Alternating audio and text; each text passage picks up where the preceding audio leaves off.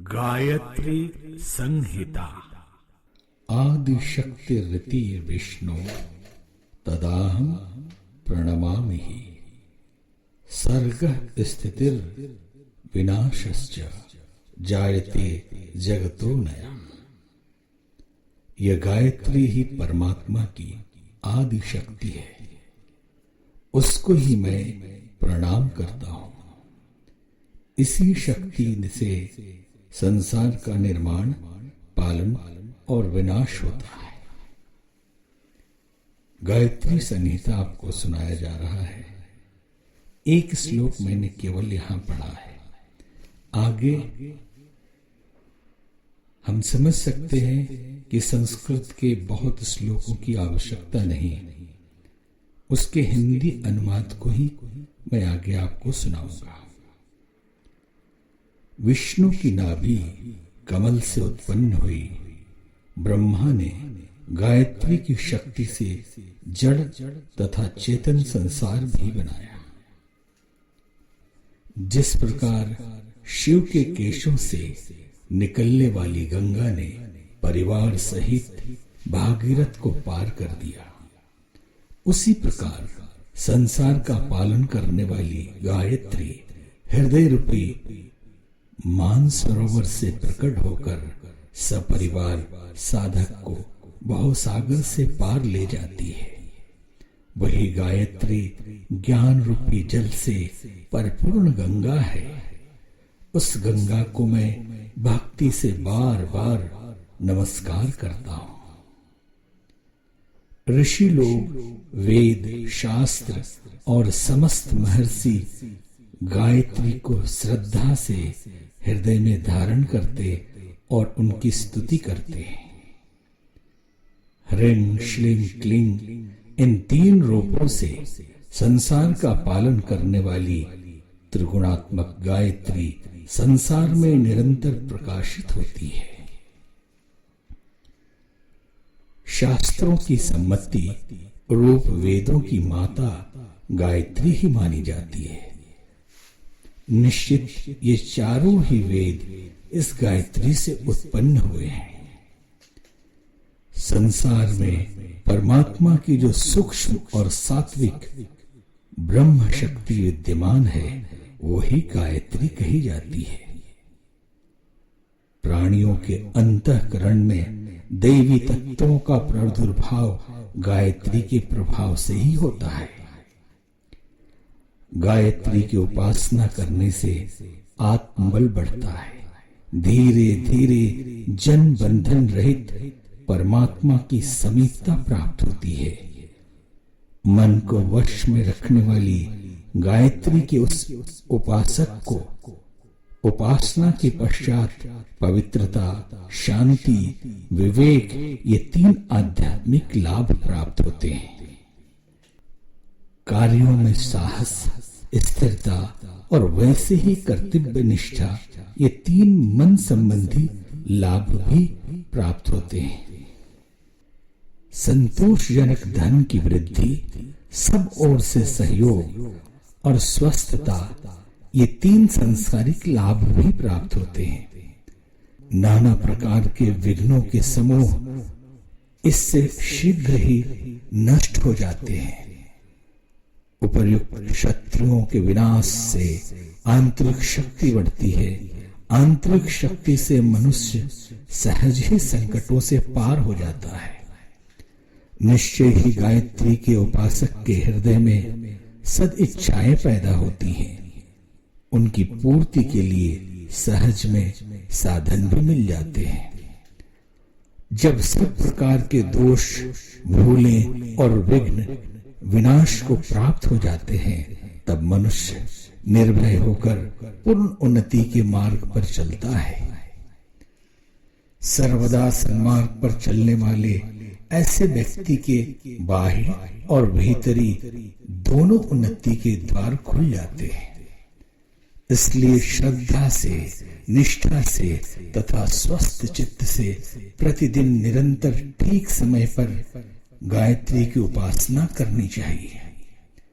जैसे दयालु, शक्तिशालिनी और बुद्धि युक्त माता प्रेम से अपने बालक का कल्याण ही करती है, उसी प्रकार भक्तों पर प्यार करने वाली गायत्री संसार की माता है। वो अपने भक्तों का सर्वदा कल्याण ही करती है। जिस प्रकार संसार में माता के प्रति भूलें करता हुआ भी कोई बालक उस माता का शत्रु नहीं होता, उसी प्रकार गायत्री की उपासना करने में भूल करने पर कोई भक्त कभी भी विपरीत फल को नहीं प्राप्त होता है। गायत्री के अक्षरों का गुंफन इस प्रकार हुआ है कि जिससे समस्त गुह्य ग्रंथियां जागृत हो जाती हैं। जागृत हुई ये सूक्ष्म योगिक ग्रंथियां साधक के मन में निसंदेह शीघ्र ही दिव्य शक्तियों को पैदा कर देती हैं। ये दिव्य शक्तियां मनुष्यों के लिए नाना प्रकार के मंगलमय सुंदर परिणामों को उत्पन्न करती हैं। आलस्य से रहित होकर गायत्री मंत्र का शुद्ध उच्चारण करना चाहिए। जो ऐसा करने में असमर्थ हो वह केवल ओम सहित व्याहृतियों का जप करे। पहले ओम का उच्चारण करना चाहिए, तत्पश्चात भूर्भुवस्व का ये पंचाक्षरी मंत्र ओम भूर्भुवस्व वेदज्ञ विद्वानों ने लघु गायत्री कहा है। शुद्ध वस्त्रों का धारण करके शुद्ध वायुमंडल में देह एवं मन को शुद्ध करके गायत्री की उपासना करनी चाहिए। किसी ब्रह्मनिष्ठ साधक से गायत्री की दीक्षा लेकर तब विधि पूर्वक उपासना प्रारंभ करनी चाहिए। गायत्री उपासना को विद्वानों ने द्विजों के लिए अनिवार्य किसी भी दिन न छोड़ने योग्य नित्य कर्म बताया है। जो द्विज गायत्री की नित्य प्रति उपासना नहीं करते वो अपने कर्तव्य से च्युत हो जाते हैं, इसमें संशय नहीं है। जन्म से तो सभी शूद्र होते हैं। तत्पश्चात मनुष्य गायत्री से सहित यज्ञोपवीत धारण करने से द्विजत्व को प्राप्त होता है। पतितों को उच्चता और पापियों को उनके पापों का विनाश, ये दोनों कार्य इन वेदों की माता गायत्री की अनंत कृपा से होती है। जो संध्या गायत्री से युक्त होती है वो ब्रह्म संध्या कहलाती है। शास्त्रों में इसका उपयोग सबसे श्रेष्ठ बताया गया है। आचमन, शिखाबंधन, प्राणायाम, अपघर्षण और न्यास, ये 5 कोश विद्वानों ने गायत्री संध्या की उपासना में स्वीकार किए हैं। सावधान चित्त से ध्यान पूर्वक गायत्री मंत्र को सात्विक प्रयोजन के लिए तुलसी की माला पर जपना चाहिए। प्रतिदिन कम से कम 1 माला अर्थात 108 मंत्रों का जप अवश्य करना चाहिए।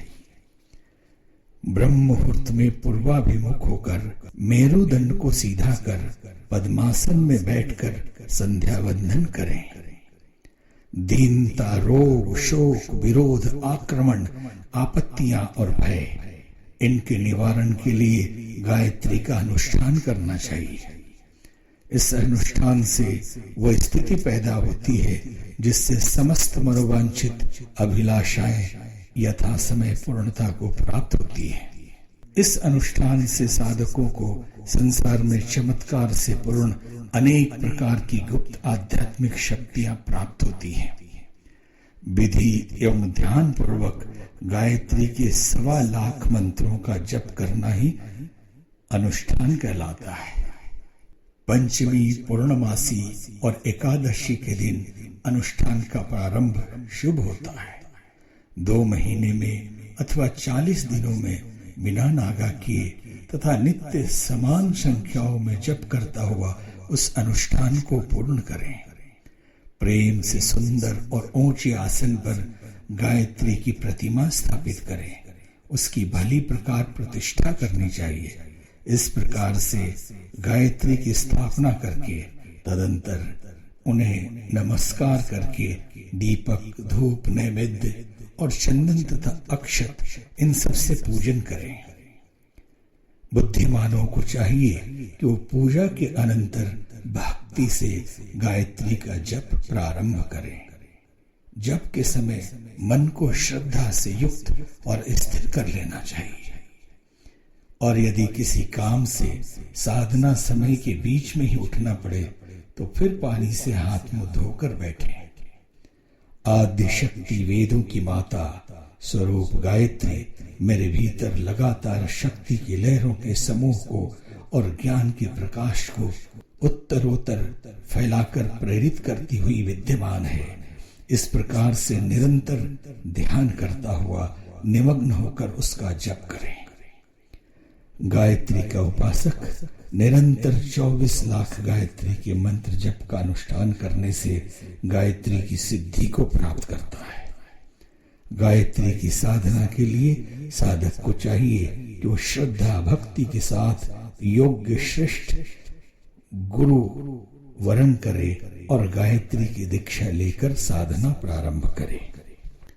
लघु अनुष्ठान करने से अथवा बृहद अनुष्ठान करने से साधक साधना के लिए श्रम के अनुपात के अनुसार सिद्धि को प्राप्त करता है।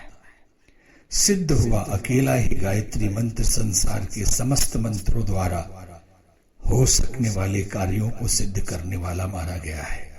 अनुष्ठान के अनंतर हवन करना चाहिए, तदंतर शक्ति के अनुसार दान और ब्रह्मभोज करना चाहिए। इस महामंत्र के अक्षर अक्षर और पद पद में रहस्य भरा हुआ है और अनंत उपदेशों का समूह इस महामंत्र में छिपा हुआ है। जो मनुष्य इन उपदेशों को मन में धारण करता है उसके दोनों लोक आनंद से व्याप्त हो जाते हैं। अनुष्ठान की समस्त पूजित सामग्री को कहीं पवित्र स्थान पर ही विसर्जित करना चाहिए। अगर श्रेष्ठ एवं योग्य आचार्य न प्राप्त हो तो पवित्र नारियल को आचार्य भाव से वरण करके आसन पर स्थापित करें। विभिन्न प्रकार की भूलों एवं पापों को प्रायश्चित करने के लिए गायत्री की तपश्चर्या सबसे श्रेष्ठ मानी गई है। आत्मा की उन्नति के लिए सतोगुणी पदार्थों का उपयोग करना चाहिए और मनोभिलाषाओं की पूर्ति के लिए रजोगुणी पदार्थ का उपयोग करना चाहिए। तमोगुणी पदार्थों की उपयोग करने से तमोगुणी भावों की उत्पत्ति होना निश्चित है। माला, आसन, हवन सामग्री, पूजा के पदार्थ जिस तत्व की प्रधानता वाले लिए जाएंगे वे वैसे ही अपने गुणों के अनुसार फल को देंगे। मनुष्य के अंतःकरण में गायत्री के 24 अक्षरों से 24 सूक्ष्म शक्तियां प्रकट होती हैं। अमंगल को करने वाले जो मुहूर्त अथवा योग दोष है वे सब गायत्री के प्रचंड तेज से भस्म हो जाते हैं। निश्चय ही ध्यान में रत चित्त के द्वारा इस जप को करने से धीरे धीरे षटचक्र जागृत हो जाते हैं। जब ये षटचक्र जागृत हो जाते हैं तब मनुष्य को इन चक्रों के द्वारा 6 प्रकार की सिद्धियां प्राप्त होती हैं। गायत्री मंत्र से विधि पूर्वक किया गया अग्निहोत्र सभी अवसरों पर विद्वानों ने शुभ माना है। जब कोई मनुष्य विपन्न अर्थात सूतक, रोग, अशौच आदि अवस्थाओं में हो तब तक मौन मानसिक गायत्री जप करें। मनुष्य को चाहिए कि वो गायत्री साधना से प्राप्त हुई अपनी शक्ति को संचित रखे। बुद्धिमान मनुष्य कभी भी उन शक्तियों को छोटे कार्यों में खर्च नहीं करते।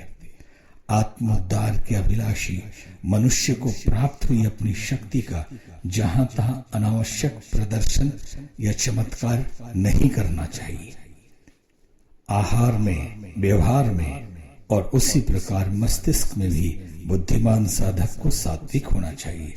जो काम कर्तव्य कर्म से विपरीत हो वह कर्म बुद्धिमान साधक कभी न करे। इस साधना के पीछे आदिकाल से लेकर अब तक के असंख्य मनस्वी साधकों का साधन बल शोभित है। थोड़ी ही श्रम साधना से जगत में ही साधक भगवती गायत्री माता की कृपा को प्राप्त कर लेता है।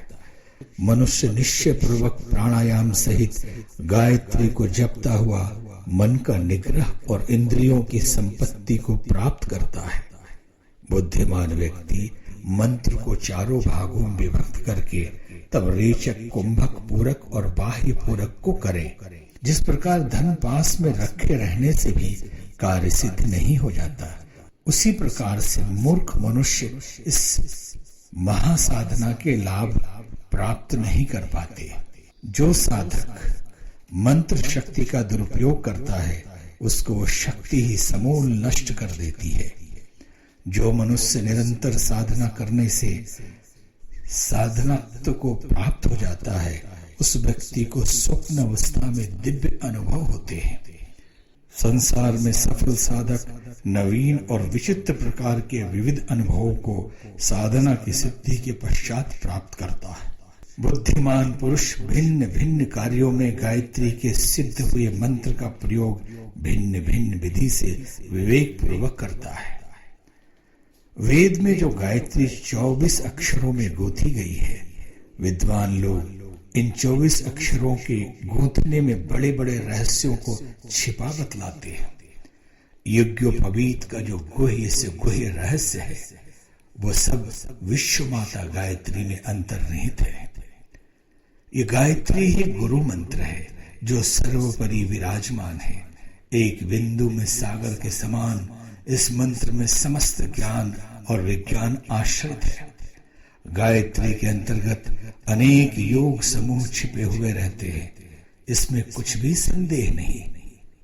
पाप रहित साधक हृदय में गायत्री को धारण करता हुआ अपनी आत्मा में अलौकिक तीव्र शक्तियों का अनुभव करता है। उसको थोड़े ही प्रयास से ऐसी ऐसी बातें विदित हो जाती है, जिन बातों को सामान्य लोग जानने में समर्थ नहीं होते। उसके मन में एक प्रकार के अनुभव होते हैं, जैसे अनुभव साधारण मनुष्यों में कभी नहीं देखे जाते। ब्रह्म ज्ञान के प्रसाद को जो लोग दूसरों में भी बांटते हैं, वे मनुष्य निश्चय ही अक्षय पुण्य को प्राप्त करते हैं। यह गायत्री संहिता परम आनंद को देने वाली है। समस्त कष्टों के निवारण के लिए पृथ्वी पर ऐसी अकेली ही पर्याप्त है।